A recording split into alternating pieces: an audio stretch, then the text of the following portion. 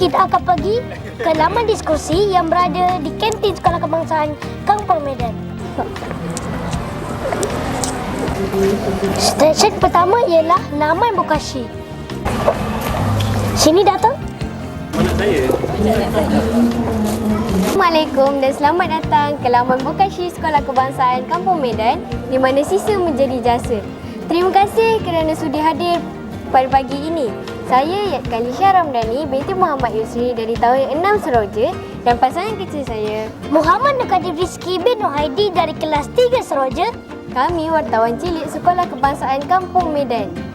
Kami akan menjadi pemandu arah kepada hadirin semua pada pagi ini ke stesen-stesen seterusnya, dan kami juga akan menerangkan secara ringkas bagaimana baja Bokashi ini dihasilkan.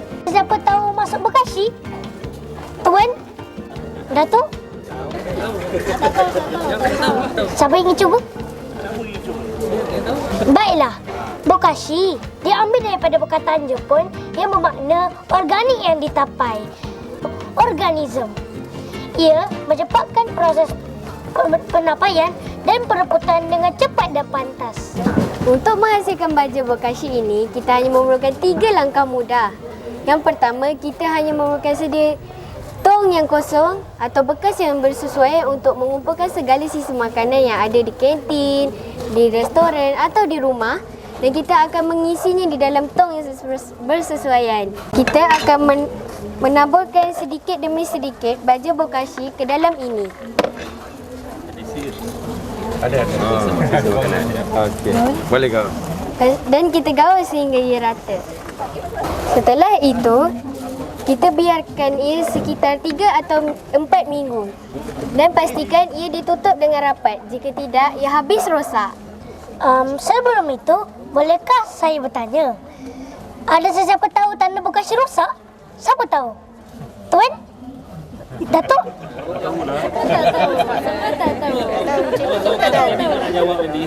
Dan kenapa tong ini berlubang-lubang? Siapa tahu sebabnya? Tak tahu. Nak minta terangkan lah. Kami tak tahu. Baiklah, tanda Bokashi rosak apabila ia berbau busuk.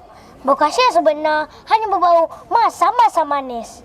Dan ia berlubang kerana untuk memudahkan cecair makanan mengalir dan terkumpul di bawah. Apa sisa makanan tu, adakah dia hanya sisa makanan tertentu yang boleh masuk ataupun segala sisa makanan? Segala sisa makanan, tetapi pastikan dia tiada tulang, plastik dan atau besi. Langkah kedua pula, kita biarkan ini sekitar 3 atau 4 minggu. Seterusnya, kita kumpul dan tadahkan dalam botol seperti botol ini. Saya ini hanya menggunakan 1 penutup botol dan 1 liter air. Kita juga boleh membuatkan seperti pembersih dan sebagai tanaman dan pokok-pokok hiasan. Dan langkah yang ketiga, apabila ia sudah diperam selama 3 atau 4 minggu, ia sudah boleh dibuka dan dicampur dengan tanah dan digaul rata. Kemudian, ia akan menjadi medium tanaman dan dia akan menjadi baju kompos. Demikianlah serba sedikit penerang ringkas cara membuat baja Bokashi. Pergi ke pekan membeli sushi, singgah di kedai mencari suasa. Baja terhasil baja Bokashi daripada sisa menjadi jasa. Sekian, terima kasih.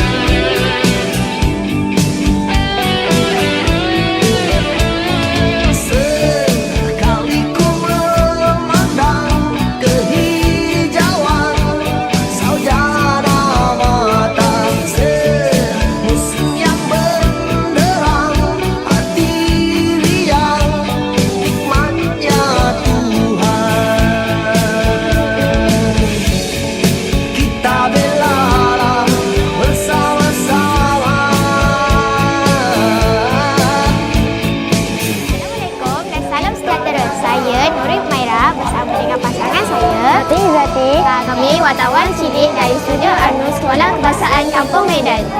Tahu tak, minyak masak terpakai boleh dijadikan sabun? Ya ke? Saya tak pernah dengar pun ke awak nipu. Itulah Fatin, minyak masak terpakai boleh dijadikan sabun dengan berbagai kegunaan. Ya ke? Saya tak tahu pula yang minyak terpakai ni boleh jadikan sabun. Itulah, kalau nak tahu senang je tau nak buat sabun ni. Kalau nak buat sabun ni guna minyak apa? Minyak urut ke, minyak rambut ke ataupun minyak masak sahaja? Fatin ni mestilah minyak masak je. Minyak urut, minyak rambut tu semua tak payahlah. Boleh ke nak guna minyak masak baru? Boleh, tapi nanti rugi. Para penonton, jangan menggunakan minyak masak baru kerana ia mempunyai kos yang tinggi dan akan merugikan kita. Lebih baik guna minyak masak terpakai je kan? Ya. Apa je bahan untuk buat sabun ni? Bahannya ialah pertama, kita perlukan soda kaustik. Kedua, kita perlukan cuka. Ketiga, kita perlukan minyak masak terpakai. Dan terakhir sekali, kita perlukan air. Oh, itu sahaja ke bahannya? Ya, Fatin. Wow, senang nak buat sabun ni. Nanti saya nak cuba buat kat rumah dah. Pastikan anda diawasi oleh orang dewasa. Oh, nanti saya ditemani oleh abang saya. Sekian daripada kami. Terima kasih.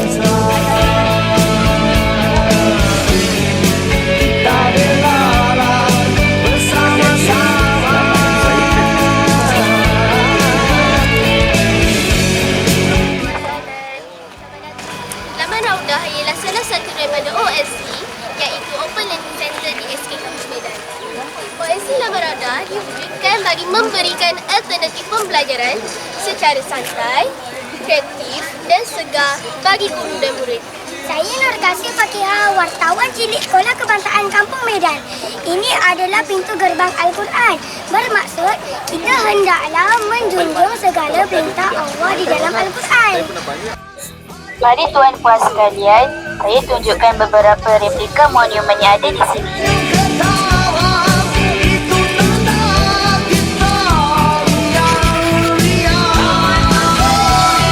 Pada Nabi Ibrahim AS memerangi tentera Abraham.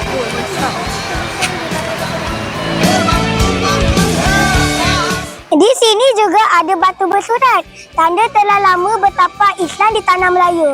Jemput tuan puan membaca tulisan di batu bersurat ini.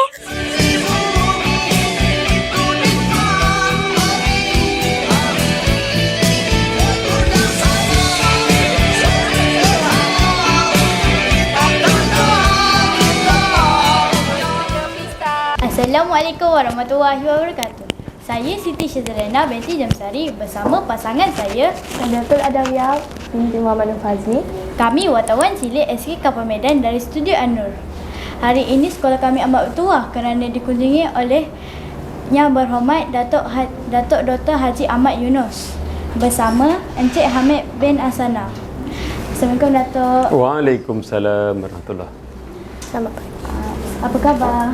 Alhamdulillah. Siap. Selamat datang ke Studio An-Nur SK Kampung Medan. Tahniah. Sekarang kita dalam rancangan Temu Bual Inklusif. Baiklah Datuk, Encik. Bolehkah kami bertanya kepada Datuk dan Encik beberapa soalan? Silakan. Soalan pertama. Apa pandangan Datuk tentang program Yok Hijau yang baru dirasmikan sebentar tadi? Adakah relevan atau tidak dengan situasi masa kini? Jadi alhamdulillah, saya ingat dengan sistem pendidikan yang telah diolahkan oleh kementerian, ini satu pendekatan yang sangat baik, terutamanya bukan sahaja kita belajar secara teori, tetapi bagaimana practicality itu juga boleh dikaitkan dari sudut teori, dan keterlibatan dalam melestarikan alam sekitar dalam projek based learning itu adalah satu yang sangat penting dalam kita diberikan tanggungjawab untuk menjaga bumi, anugerah Allah SWT ni. Dan keterlibatan daripada semua pihak saya kira sangat membantu bagaimana kemenjadian pelajar-pelajar itu dapat dinatijahkan akhirnya. Terima kasih, Datuk. Baiklah, soalan seterusnya. Soalan seterusnya untuk Encik Hamid. Apakah peranan Encik dalam memastikan kelangsungan, kesinambungan dan hasil yang diinginkan atau impak daripada program Yok Hijau ini? Terima kasih kepada soalan tersebut. Sebenarnya kalau ditanyakan berkaitan dengan kesan ataupun natijah yang nak diteruskan daripada Jom Hijau ni tadi, Jom Hijau ya, Jom Hijau, hijau ya, hijau adalah sokongan terutamanya daripada agensi-agensi dan juga PIBG serta PIBAKS yang ada di sekolah untuk meneruskan apa yang telah pun dilancarkan tadi. Sebab kalau tak diteruskan makanya ia akan berkubur di situ saja.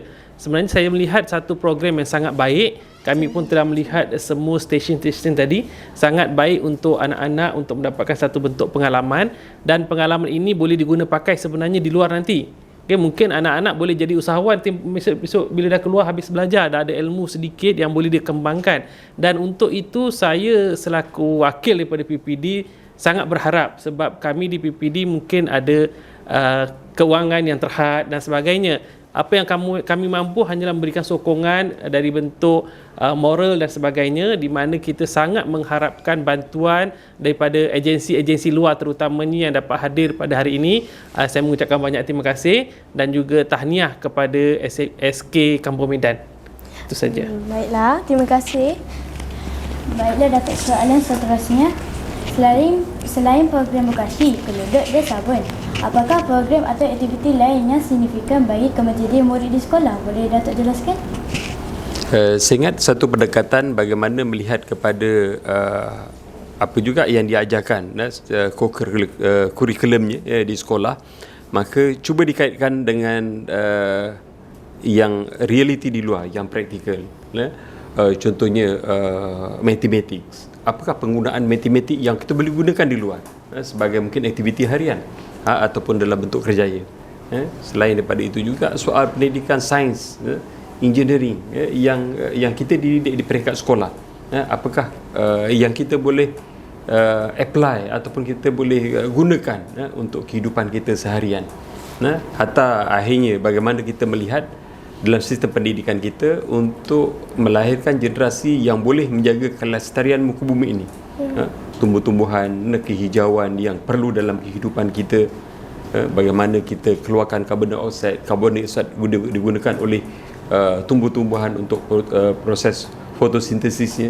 Bagaimana tumbuh-tumbuhan mengeluarkan oksigen yang kita gunakan oksigen untuk pernafasan kita. Ini harus dihubung kaitkan supaya akhirnya penjagaan alam sekitar dia memberikan kesan yang sangat baik kepada kita. Walaupun tadi dalam lawatan ke kawasan-kawasan yang berkaitan dengan sisa buangan, bagaimana kita juga boleh guna sisa buangan itu untuk tujuan kebaikan. Dan saya ingat ini adalah program yang sangat realistik, bagaimana kita boleh menghubungkan pendidikan dan juga aktiviti daripada luar untuk kelestarian kehidupan kita di muka bumi ini. Terima kasih. Baiklah, terima kasih atas penerangan tadi, Datuk. Soalan yang terakhir untuk Encik Hamid. Program ini sangat besar, Tuan. Memerlukan masa, tenaga, wang ringgit dan kemahiran yang tidak sedikit cuma.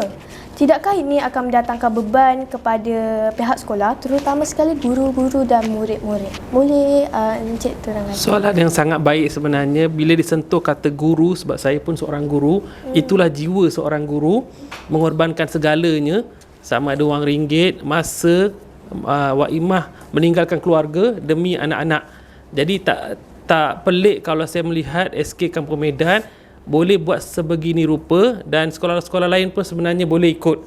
Isu wang ringgit itu yang saya katakan tadi, kita mohon sokongan daripada agensi luar yang berkemampuan, PIBG yang berkemampuan, dan tenaganya datang daripada guru-guru. Malahan saya yakin dan percaya guru-guru pun menyumbang dari segi wang ringgit. Malahan yang paling penting adalah masa mereka. Bila kata guru, sekali guru selamanya guru. InsyaAllah guru ini tidak ada berkira, tak kisah apa saja pun. Kalau kata cuti pun suruh datang, kan? Kerajaan kata jangan datang, minggu pertama, minggu ketiga jangan datang. Sebab nak menjayakan program. Itulah guru saya nak sebut. Bila kata guru ni memang sesuatu pekerjaan yang sangat dipandang mulia, dan saya menyarankan anak-anak yang ada di hadapan saya ini, hormatilah guru sehingga bila-bila lah.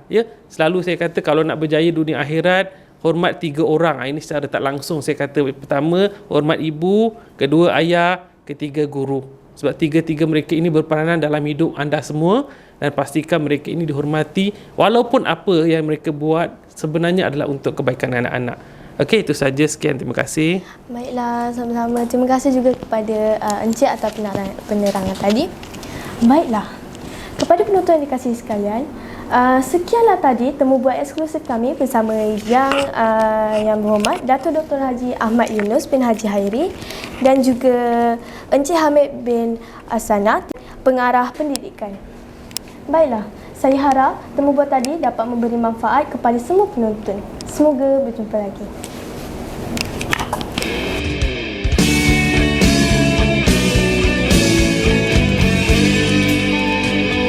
Jemput ke pendaftaran. Pagi ini, bagaimana perasaan anda? Anda pagi ini? Betul. Tidak pagi ini?